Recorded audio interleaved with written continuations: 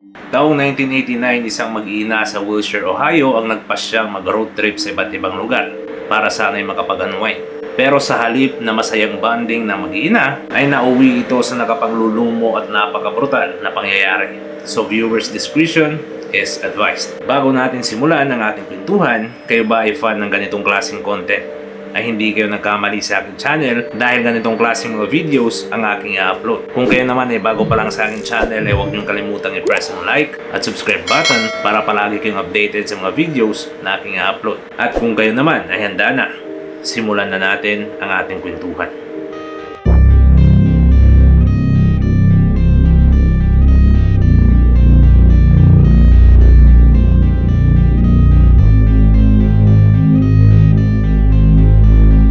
Ang larawan na ito ay ang family picture ni Joanne at Hal Rogers, kasama ang kanilang dalawang anak na si Christy at Michelle.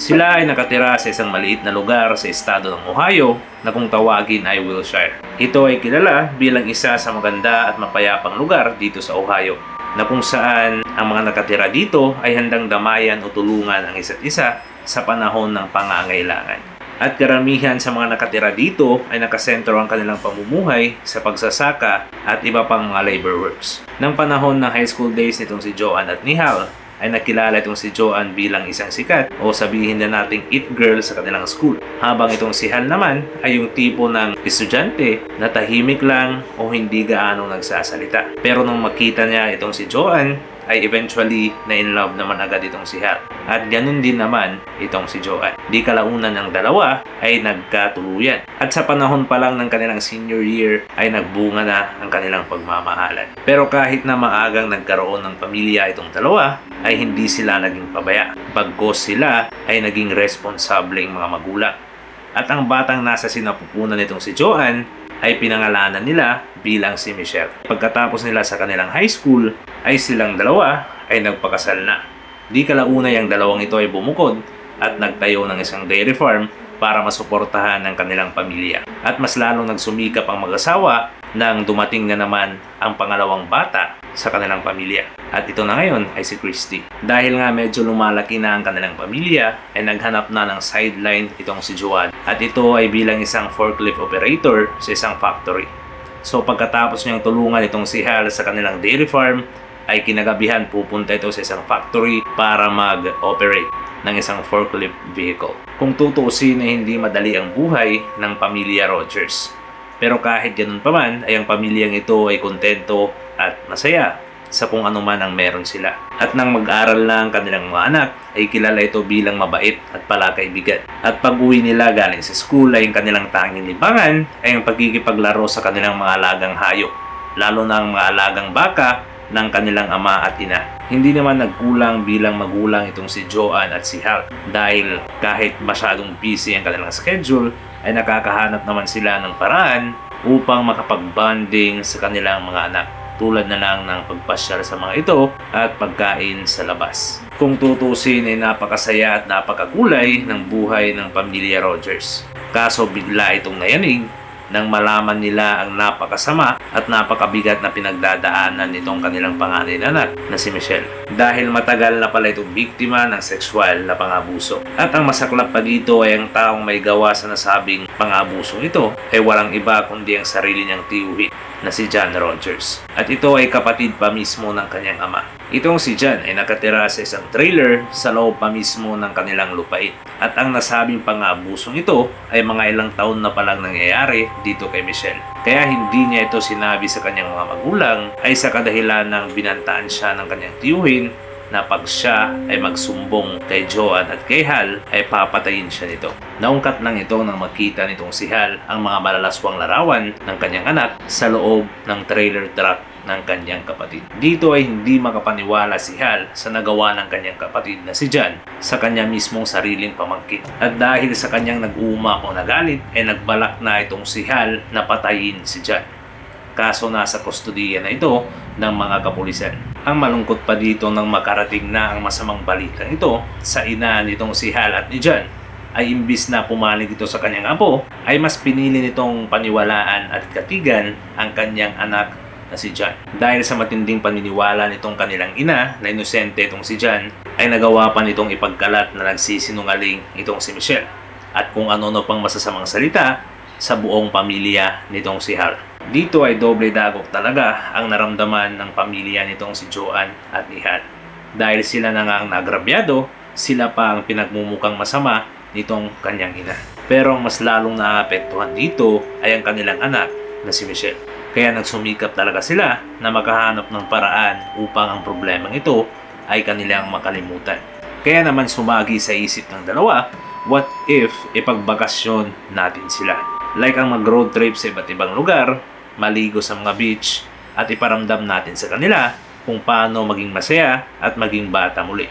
At nang sinabi nila ito sa kanilang mga anak, ay ang dalawang ito ay lubos na nasiyahan dahil first time nilang makakapagbakasyon at makakapunta sa iba't ibang lugar. Pero dito ay nakapagdesisyon din itong si Hal na imbis na sumama siya, ay gawin na lang itong all-girls trip. So itong si Joanne lang ang sasama sa kanilang mga anak sa nasabing bakasyon na ito. At siya naman ay maiiwan para ipagpatuloy ang operation ng kanilang farm. Dahil sa nagumapaw na saya at excitement ng mag-ina, ay mga ilang linggo pa lang bago ang nasabing vacation trip nila, ay kanilang pinagplanuhan at minarkahan na nila sa mapa ang mga lugar na kanilang pupuntahan. At ang mga rutang ito ay mostly sa Florida dahil ito ang napiling lugar ng kanilang mga anak. At napagpasyahan din nila na mag-land travel na lang gamit ang kanilang kotse para mapagkasya o masulit nila ang kanilang budget sa kanilang pagbakasyon. At dumating na nga ang araw ng kanilang pag-alis, which is May 6, 1989. Ang mga ito ay nagpaalam na sa kanilang padre de pamilya, inilagay na ang mga bagahe sa kotse at sila ay nagmaneho patungo sa Florida. Ang unang lugar na napuntahan nila sa Florida ay ang syudad ng Orlando. Agad nilang pinuntahan ang mga pasyalan na nasa kanilang itineraryo, tulad na lang ng zoo, beach, at kung ano pa mga tourist spot sa nasabing lugar ng Orlando. Sa mga lugar na napupuntahan ng mag-inang ito, ay talagang sinusulit nila ang mga sandali. At sa May 29 ay nagpadala ng sulat itong si Joanne. At ito ay naglalaman tungkol sa kanilang eksperyensya sa nasabing bakasyon na ito. At hindi nagkamali ang dalawang magulang dahil ayon pa sa sulat ay talagang nag-i-enjoy ang dalawa nilang anak. Nang mabasa ito ni Hal ay nagbigay ito sa kanya ng matinding kasiyahan. Dahil kahit papano ay kanilang nalimutan, lalo na itong si Michelle ang bangungot ng nakaraan. At sa June 1 sa parehong taon ay nilisan na ng mag-iina ang Orlando. At sila ay pumunta sa Tampa, Florida para sa huling amusement park na kanilang pupuntahan bago sila umuwi sa Ohio. Ang mga ito ay nanuluyan sa isang motel at di kalaunay tumawag itong si Joanna kay Hal at sinabi nito na pagka June 3 ay uuwi na sila sa Ohio. So mga 2 araw na lang ay uuwi na ang mag-ina. Pero sumapit na lang ang nasabing petsa ng June 3 ay hindi pa rin nakabalik ang mga ito. Pero dahil kalmadong tao itong si Hal ay hindi niya agad inisip ang mga negatibong bagay. Bagkos ay ang nasa isip niya, baka siguro ay nag-extend lang ng mga ilang araw itong kanyang mag-ina. Pero nagsimula ng mabahala itong si Hal ng mga ilang araw nang hindi sila nagkakaroon ng komunikasyon ng kanyang mag-ina. At sa June 6 ay agad siyang nag-report sa mga kapulisan tungkol sa sitwasyon na ito. Pero bago pa naglunsad ng missing person search ang mga kapulisan, ay sumagi muna sa isip nila na baka siguro ayaw pang umuwi ng mag-iina dahil nga sa masamang karanasan nila, lalo na nitong si Michelle dito sa kanilang dairy farm. At ito ay dahil sa kagagawan ng walang hiya nilang tiyuhin. Pero paglipas ng mga ilang araw matapos nitong si Hal mag-report sa mga kapulisan, ay may dumating na balita na talagang magkukumpirma na ang kanyang mag-ina ay nawawala. Isang motel cleaner ang nag-report sa kanyang manager. Hinala kasi nito na ang mga occupants sa isang room na kanyang nililinis ay mga ilang araw nang hindi nakakabalik. Ito ay sa kadahilan ng ang mga gamit tulad na lang ng mga luggages, tuwalya, kumot at kung ano pang mga bagay sa loob ng motel ay ganun pa rin ang pagkakaayos magmula nang dumating ang mga occupants nito. At ito ay agad na isinumbong niya sa kanyang manager na agad namang nag-report sa kapulisan. Dahil napag-alaman nila na ang mga occupants sa nasabing room na ito ay nakarehistro bilang missing persons. At ito ay ang mag-inang si Joanne, Christy at Michelle. Sinabi ng manager sa mga kapulisan na nag-check-in ang mag-inang ito noong June 1 pa. At pagkatapos nito ay hindi na sila bumalik. Pagdating ng mga kapulisan ng Tampa, Florida ay agad nilang hinalughog ang room ng mag-inang ito. At dito ay nakita nila ang ilan sa mga kagamitan nito, tulad na lang ng luggages, mga damit, at nakakita rin sila ng camera. Agad nila itong kinumpiska at nalaman nila ang huling larawan na nakuha ng kamerang ito. Ang isang larawang dito ay makikitang si Michelle ay nakaupo na parang may hinahanap sa kanyang luggage at suot ang kanyang bathing suit. Habang ang isang larawan naman ay pinapakita ang kuha ng isang sunset. At ang mga larawang ito ay kuha sa loob ng kanilang motel room. Ito na ngayon ang una at malaking ebidensya para sa pag-iimbestiga kung nasan na ngayon ang mag-iina. Matapos halughugin ng mga kapulisan ang loob ng motel room ng mag-iina, ay nagpatuloy sila sa nakapalibot na lugar ng motel na ito. At di kalaunay nakita ang kotse ng mag-ina na nakaparada sa isang pantalan, mahigit 1 kilometro ang layo sa motel. Sinilip ng mga kapulisan ang bintana ng kotseng ito, pero wala silang nakitang ni isang tao sa loob nito. Nang kinumpiska pa nila ng maigi ang loob ng kotseng ito, ay nakakita sila ng brochure na nakalagay sa sahig ng kotse. Ang dalawang brochure nito ay may mga sulat kamay. Ang isa ay nakasulat ang direksyon ng pantalan kung saan nakapark na ngayon ang kanilang kotse. At ito ay pinaniniwalaan na sinulat nitong si Joanne. At ang isang sulat naman ay naglalaman ng direksyon papunta sa motel na tinutuluyan na mag-iina. Kaso nga lang hindi ito sinulat ni Joanne, pati na rin ng kanyang anak. So may ibang tao na nagsulat sa isang brochure. Blanco pa ang mga pulisya kung sino ang isang taong ito, pero ang kanilang pinagtunan ng pansin, itong sulat kamay ni Joanne. At nakalagay sa huling bahagi ng sulat nito ang salitang blue and white. Sa pag-iimbestiga ng mga kapulisan ay may hinahanap itong si Joanne sa pantalan na ang kulay ay blue at saka white.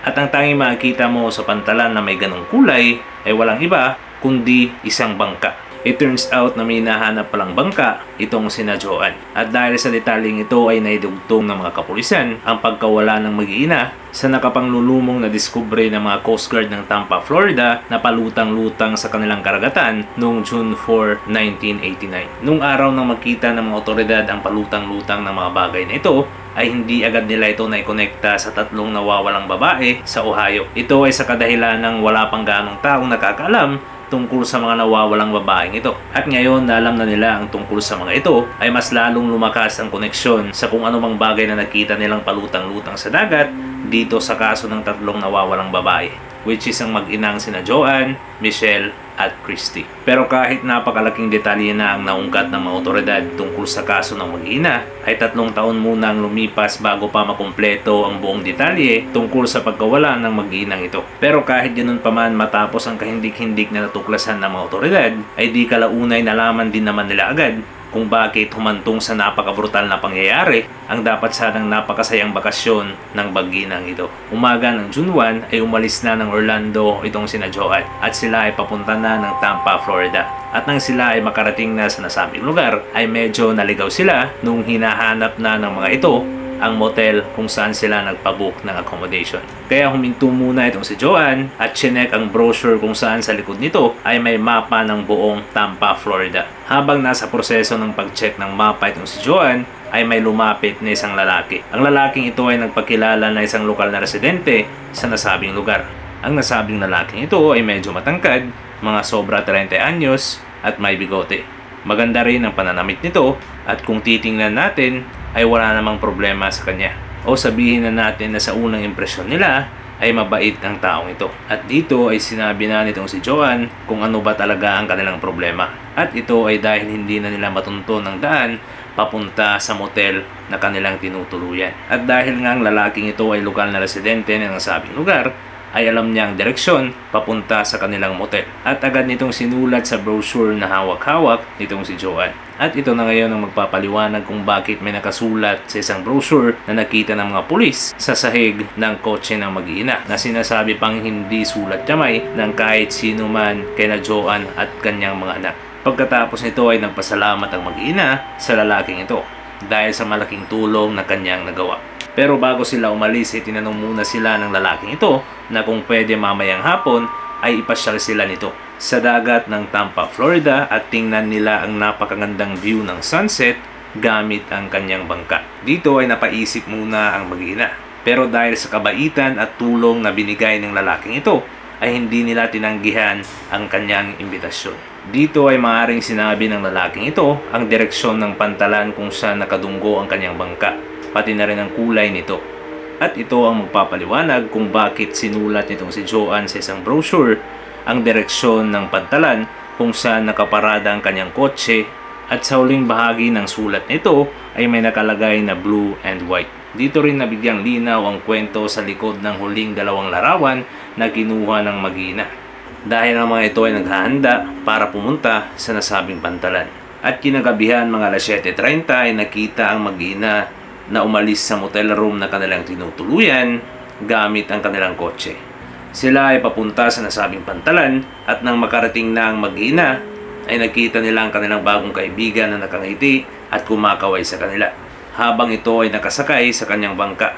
At di kalaunay sina Joanne ay sumakay na sa bangka ng lalaking ito at sila ay pinasyal nito sa magandang dagat ng Tampa, Florida. At nang sila ay makarating na sa gitna ng karagatan kung saan malayo na ito sa kalupaan ng Tampa, ay dito na napagtanto ng mag-ina na ang akala nilang magandang pakikitungo sa kanila ng lalaking ito ay isa lang palang patibong. Kahit hindi gaanong nidetalye kung ano ba talaga ang buong nangyari sa bangkang yun. Pero maaari nating ipagpalagay na inatake sila ng nasabing lalaking ito to the point na hindi na sila gaanong magagalaw at sexual silang inabuso. Pagkatapos ay ginawa na nito ang napakakarumal-dumal at napakabrutal na pagpaslang sa tatlong inosenteng buhay. Iginapos lang naman ito ang kamay at paa ng mag-iina dito sa kanilang likuran.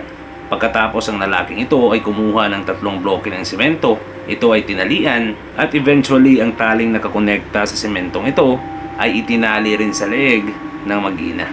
At di kalaunay isa ng hinulog ng baliw na lalaking ito sa madilim na dagat ang mag-iinang sina Joanne, Michelle at Christy. 3 araw muna ang lumipas nang madiskubre ng mga Coast Guard ang bangkay ng mag-iina.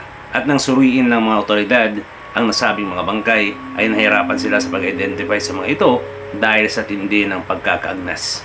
Pero nang malaman ng mga kapulisan na nakaparada ang kotse ng mag-inang ito sa pantalan, ay dito nagkaroon sila ng napakalungkot na koneksyon. Posible ang 3 bangkay na nakita ay ang nawawalang mag-ina na galing pa sa Ohio. At kumpirmado ito nang humingi ng dental records ang Police Department ng Tampa, Florida sa dental records ng mag-ina ni Hal Rogers. At tumugma naman ito sa dental structure ng mga bangkay. At ayon pa sa autopsiya ay puno ng tubig ang kanilang mga baga na nagpapatunay lang na buhay pa ang mga ito nung sila ay hinulog sa dagat. Abot langit ang paghihinagpis nitong si Hal Rogers dahil sa pagkawala ng kanyang kayamanan sa buhay at ito ay ang kanyang mag-iina. Pero kahit hindi nahuli agad ang salarin sa pagpaslang sa mag-inang ito, ay hindi tumigil ang mga otoridad sa masinsinang pag-iimbestiga. At paglipas ng 3 taon ay nahuli rin ng mga otoridad ang tunay na salarin sa pagpaslang dito sa mag-ina. At ang lalaking ito ay si Oba Chandler, isang kilalang serial rapist at isa ring serial killer.